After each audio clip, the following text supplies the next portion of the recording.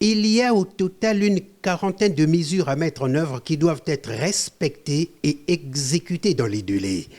Investir dans les infrastructures, financer les programmes sociaux au bénéfice des populations les plus vulnérables en matière de santé, d'éducation, d'accès à l'eau et à l'électricité, sans oublier la promotion de la femme. C'est peut-être l'occasion pour moi de dire à toute la population congolaise que l'accord tel que nous l'avons est une bonne chose, je l'ai dit, mais ces milliards, ce n'est pas l'argent qui tombe tout de suite maintenant, ce sera progressif. Mais j'ai dit que c'est un minimum. Ils ne viennent pas régler toutes les questions financières du Congo d'un trait. Ils ont me fait dire que dans les marchés et ailleurs, les prix commencent à flamber parce que le Congo vient d'avoir beaucoup d'argent.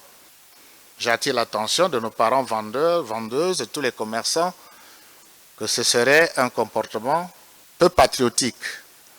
Clément Mwamba a remercié tous les partenaires pour les efforts consentis en faveur du Congo. Pour lui, les efforts d'ajustement budgétaire du gouvernement, ceux consentis par nos créanciers et l'aide apportée par nos partenaires au développement vont améliorer nos finances publiques et permettre une bonne exécution du Programme national de développement, le PND. Cette amélioration permettra à l'État de rembourser progressivement après audit les arriérés intérieurs accumulés au cours de ces dernières années.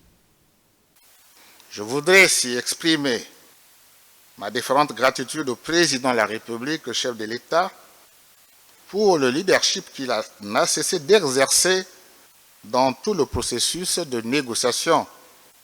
Son appui personnel nous a été fort utile.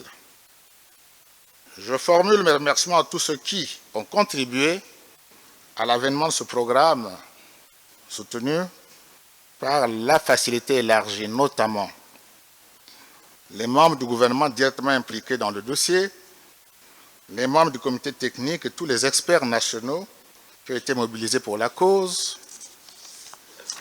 les conseils de la République qui ont été recrutés pour la circonstance,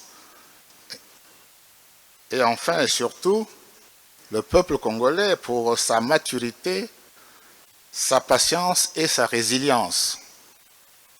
Le gouvernement dont il a la charge, a dit le Premier ministre, est totalement engagé à réussir ce programme qui est la condition indispensable au rétablissement des équilibres macroéconomiques, à la restauration et à la consolidation de la confiance des partenaires économiques et financiers, à l'amélioration des conditions de vie des populations, à l'amélioration de la qualité de la bonne gouvernance. Excellences, Mesdames, Messieurs.